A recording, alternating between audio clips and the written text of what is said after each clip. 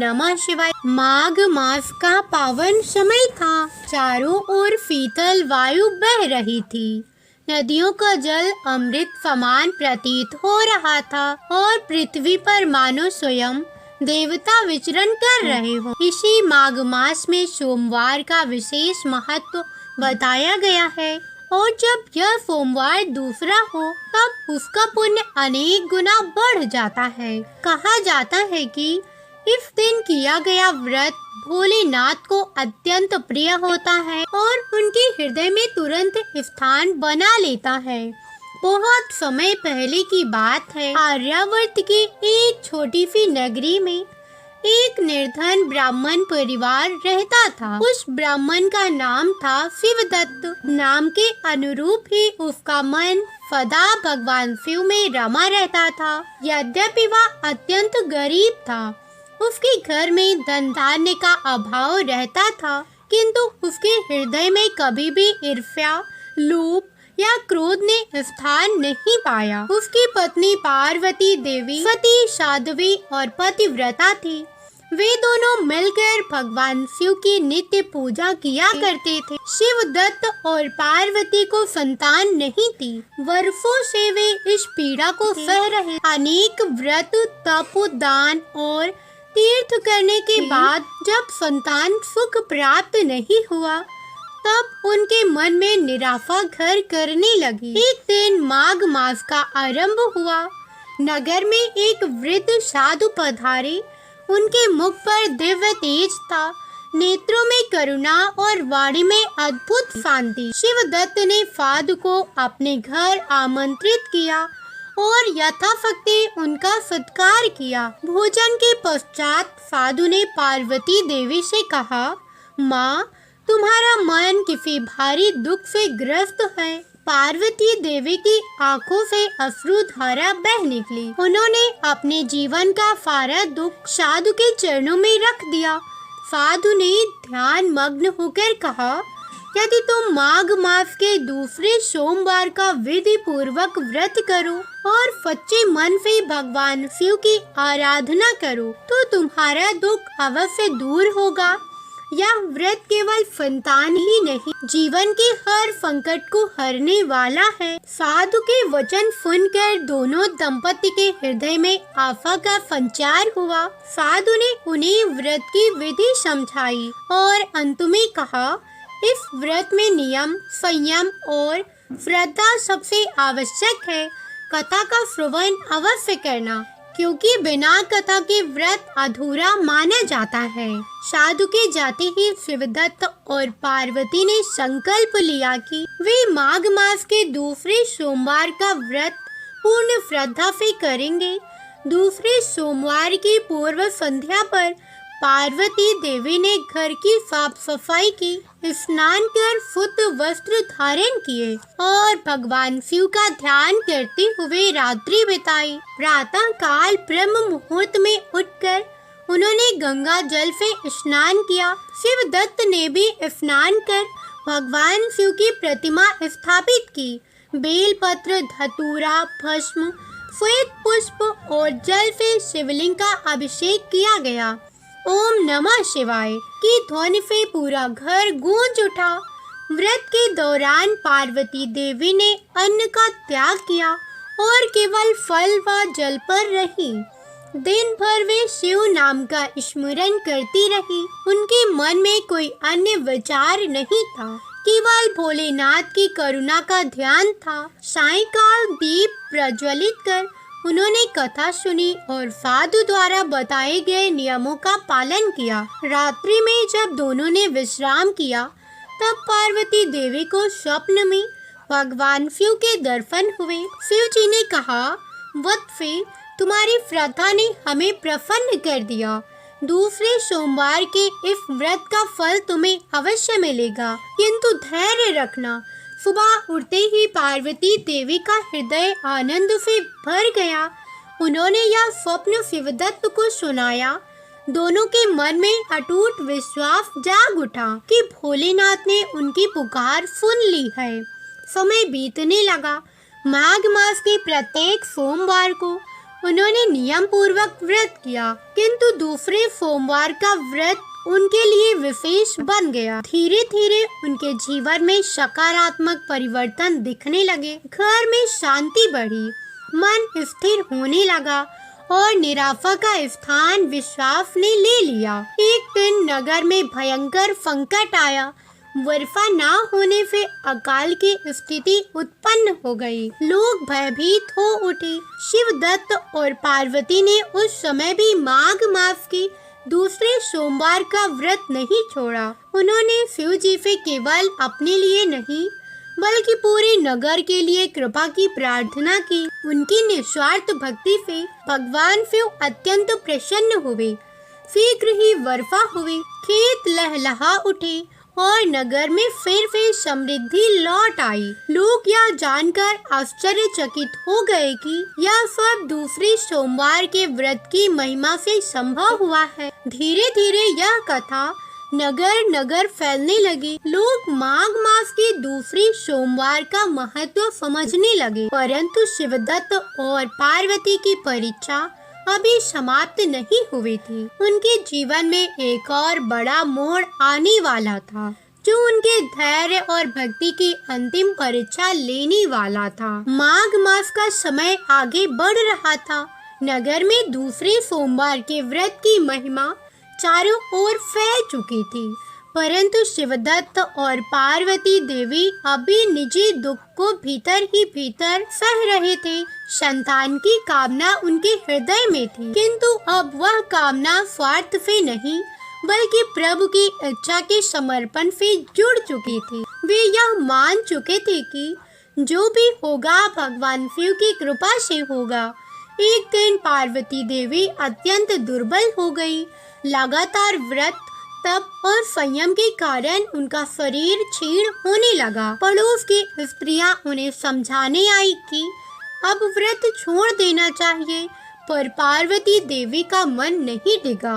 उन्होंने शांत स्वर में कहा कि यह व्रत उनके जीवन का आधार बन चुका है। जिस दिन यह छूटेगा उस दिन उनके प्राण भी छूट जाएंगे। शिवदत्त की पत्नी की यह अवस्था देखकर गहरा दुख हुआ। उस रात उन्होंने पहली बार भगवान शिव से रोते हुए प्रार्थना। वे शिवलिंग के समक्ष भूमि पर बैठ गए, भस्म लगाई और अश्रुओं के साथ बोले कि यदि यह परीक्षा उनकी श्रद्धा की है तो वे सब सह लेंगे, किंतु पार्वती देवी को कष्ट ना दिया जाए। उनकी यह प्रार्थना सीधा कैलाश तक पहुंची। उसी क्षण कैलाश पर्वत पर भगवान शिव ध्यानस्थ थे। माता पार्वती ने देखा कि शिव जी के नेत्रों से करुणा छलक आई है। माता ने पूछा कि किस पीड़ा, भक्त की पीड़ा ने उन्हें व्याकुल किया है। शिव जी ने कहा कि माघ मास के दूसरे सोमवार के व्रत की सच्ची साधिका पार्वती देवी अब अंतिम परीक्षा में है। माता पार्वती स्वयं उस स्त्री की भक्ति से अत्यंत प्रभावित थी। उन्होंने शिव जी से आग्रह किया कि अब भक्तों की परीक्षा समाप्त की जाए। इसी रात पार्वती देवी को पुनः स्वप्न आया। इस बार स्वप्न में उन्होंने स्वयं माता पार्वती को देखा, जो उनके सिर पर हाथ रख कर कह रही थी कि पुत्री, तुम्हारी श्रद्धा अमर हो गई। अब जो फल मिलेगा वह केवल तुम्हारा नहीं, आने वाली पीढ़ियों का मार्ग प्रशस्त करेगा। कुछ ही दिनों में एक अद्भुत परिवर्तन हुआ। पार्वती देवी के शरीर में नई ऊर्जा आने लगी। उनका मुख तेजस्वी हो उठा। कुछ समय पश्चात उन्हें ज्ञात हुआ कि वे गर्भवती हैं। यह समाचार शिवदत्त के लिए किसी चमत्कार से कम नहीं था। दोनों की आंखों से आनंद आंसू बहने लगे। उन्होंने उसी क्षण भगवान शिव को कृतज्ञता अर्पित की। किंतु कथा समाप्त यही नहीं होती। गर्भकाल के समय भी पार्वती देवी ने माघ मास के दूसरे सोमवार का व्रत नहीं छोड़ा। वे जानती थी कि यह संतान केवल उनकी नहीं बल्कि भगवान शिव की कृपा का प्रत्यक्ष प्रमाण है। पूरे नगर में यह बात फैल गई कि दूसरे सोमवार के व्रत से असंभव भी संभव हो जाता है। समय आने पर पार्वती देवी ने एक तेजस्वी पुत्र को जन्म दिया। बालक के जन्म लेते ही घर में अद्भुत सुगंध फैल गई। उस दिन भी सोमवार ही था। ज्योतिषियों ने कहा कि यह बालक शिव अंश से उत्पन्न है और जीवन भर धर्म, करुणा और सत्य का मार्ग प्रशस्त करेगा। बालक का नाम सोमेश रखा गया। जैसे जैसे वह बड़ा होने लगा, उसकी बुद्धि और संस्कार सभी को चकित करने लगे।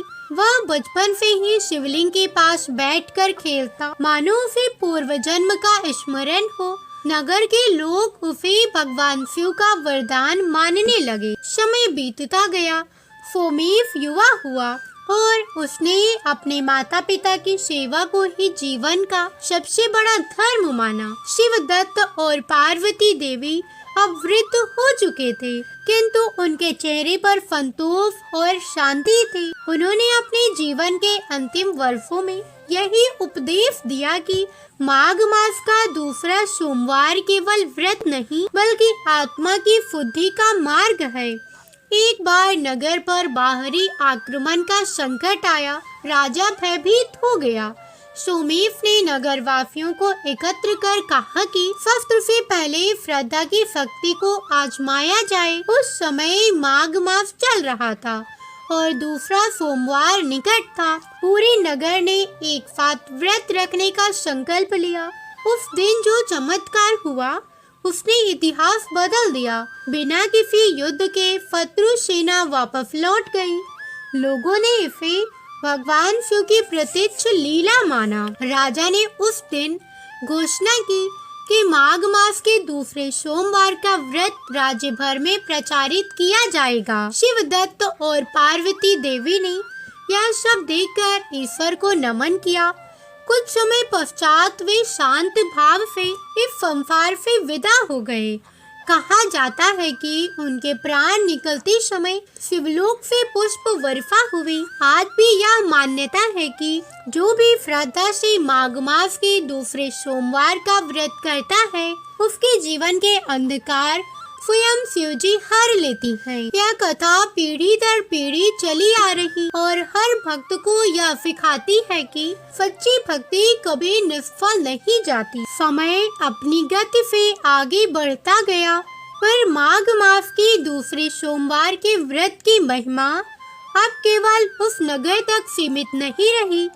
आसपास के ग्रामों, वनों और पर्वतीय क्षेत्रों में भी यह कथा पहुंच चुकी थी। जहाँ जहाँ यह कथा पहुंची, वहाँ वहाँ लोगों के जीवन में परिवर्तन आने लगा। जो निराश थे, उन्हें आशा मिली। जो भटके हुए थे, उन्हें मार्ग मिला और जो टूट चुके थे, उन्हें फिर से खड़े होने की शक्ति प्राप्त हुई। सोमेश अब पूर्ण रूप से युवा हो चुका था। उसके व्यक्तित्व में गंभीरता थी, किंतु आंखों में करुणा और वाणी में मधुरता थी। वह जानता था कि उसका जन्म किसी साधारण उद्देश्य के लिए नहीं हुआ। वह अक्सर गंगा तट पर बैठकर ध्यान करता और माघ मास में विशेष रूप से दूसरे सोमवार को मौन व्रत रखता। लोग उसे देखकर कहते कि यह बालक नहीं, बल्कि स्वयं शिव का दूत है। एक बार सोमेश तीर्थ यात्रा पर निकला। मार्ग में उसने अनेक लोगों को दुख देखा। कहीं कोई स्त्री विधवा होकर जीवन हार चुकी थी, कहीं कोई किसान कर्ज से दबा हुआ था, कहीं कोई रोग से पीड़ित था। सोमेश किसी को धन नहीं देता।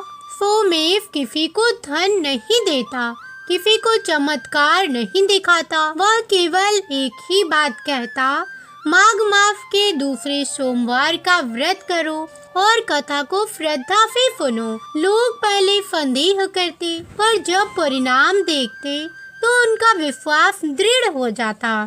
एक वन प्रांत में उसने एक ऐसी स्त्री को देखा जो वर्षों से संतानहीन थी। उसका शरीर जीवित था, पर आत्मा मुरझा चुकी थी। सोमेश ने उसे वही कथा सुनाई जो उसकी माता पार्वती देवी ने वर्षों पहले सुनी थी। स्त्री ने श्रद्धा से व्रत किया।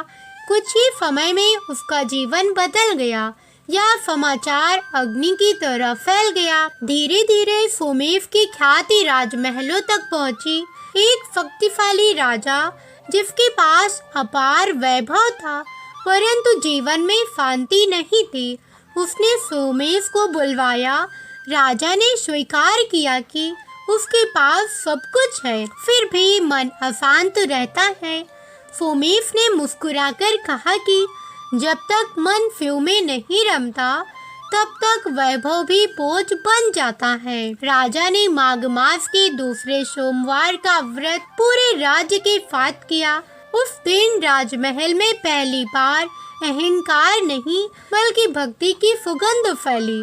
राजा ने अपने जीवन की दिशा बदल दी, दान, धर्म और न्याय को प्राथमिकता देने लगा। प्रजा सुखी होने लगी, किंतु हर प्रकाश के साथ छाया भी चलती है। सोमेश की बढ़ती ख्याति से लोग ईर्ष्या करने लगे।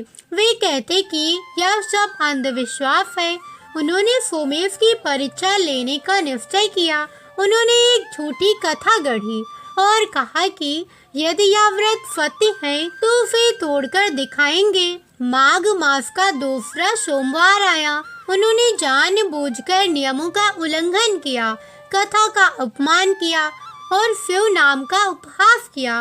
प्रारंभ में उन्हें कुछ नहीं हुआ, जिससे उनका अहंकार और बढ़ गया, परंतु समय के साथ उनके जीवन में ऐसी घटनाएं घटने लगी कि वे भीतर से टूट गए। तब उन्हें समझ आया कि यह व्रत कोई भय दिखाने वाला कर्म नहीं बल्कि श्रद्धा की परीक्षा है। बिना श्रद्धा के किया गया कोई भी व्रत फल नहीं देता। सोमेश ने उन्हें न दंड दिया न अपमान। उसने केवल यही कहा कि भगवान शिव करुणा के सागर हैं, परंतु श्रद्धा उनका द्वार है। जो द्वार बंद रखता है उसे प्रकाश कैसे मिलेगा। वृद्धावस्था में सोमेश पुनः उसी घर लौटा जहां उसका जन्म हुआ था। वहां बैठकर उसने अपने माता पिता की स्मृति में शिव पूजा की। उस दिन माघ मास का दूसरा सोमवार था। ध्यान करते करते उसका शरीर स्थिर हो गया। कहा जाता है कि उस क्षण शिवलोक से दिव्य प्रकाश उतरा और सोमेश ने देह त्याग दिया। लोगों ने उसे मृत्यु नहीं बल्कि शिव में लय होना कहा। उसने बाद में यह व्रत समाप्त नहीं हुआ, उल्टे और अधिक शक्तिशाली हो गया। स्त्रियों ने इसे ग्रह शांति के लिए लगी, युवक इसे जीवन की दिशा पाने के लिए किया, वृद्धि से मोक्ष की कामना से हर किसी को अपने अनुसार फल मिलने लगा। कहा जाता है कि माघ मास के दूसरे सोमवार को जो व्यक्ति श्रद्धा से कथा सुनता है, उसके पूर्व जन्मों के संस्कार शुद्ध होने लगती हैं। यह व्रत केवल मनोकामना पूर्ति का साधन नहीं बल्कि आत्मा की यात्रा है। आज भी जब माघ मास आता है और दूसरा सोमवार पड़ता है तो शिव मंदिरों में एक विशेष शांति अनुभव की जाती है, मानो स्वयं भोलेनाथ अपने भक्तों की पुकार सुनने धरती पर उतर आते हों। यह कथा केवल शब्दों की नहीं बल्कि अनुभव की कथा है, जो हर उस हृदय में जीवित हो जाती है जो सच्चे भाव से शिव जी को पुकारता है। इसी तरह उस गांव के लोग और सोमेश जहाँ जहाँ पर भी गया, वो सारे लोग अपने जीवन में सुख शांति पूर्वक अपना जीवन व्यतीत करने लगे। तो यही थी संपूर्ण दूसरे सोमवार की व्रत कथा। इसी प्रकार श्रद्धा और नियम से किया गया दूसरे सोमवार का व्रत भक्त के जीवन के सभी कष्ट दूर कर देता है। भगवान शिव सच्चे मन से की गई भक्ति से शीघ्र प्रसन्न होती हैं और अपने भक्तों की हर मनोकामना पूर्ण करती हैं। जो भी श्रद्धालु यह कथा श्रद्धा से सुनता या पढ़ता है, उसके जीवन में सुख शांति और समृद्धि आती है। मेरे इस वीडियो को लाइक करना और हाँ, अपने मित्रों परिजनों के साथ जरूर शेयर करना। कमेंट में शिवाय जरूर लिखना। हर हर महादेव।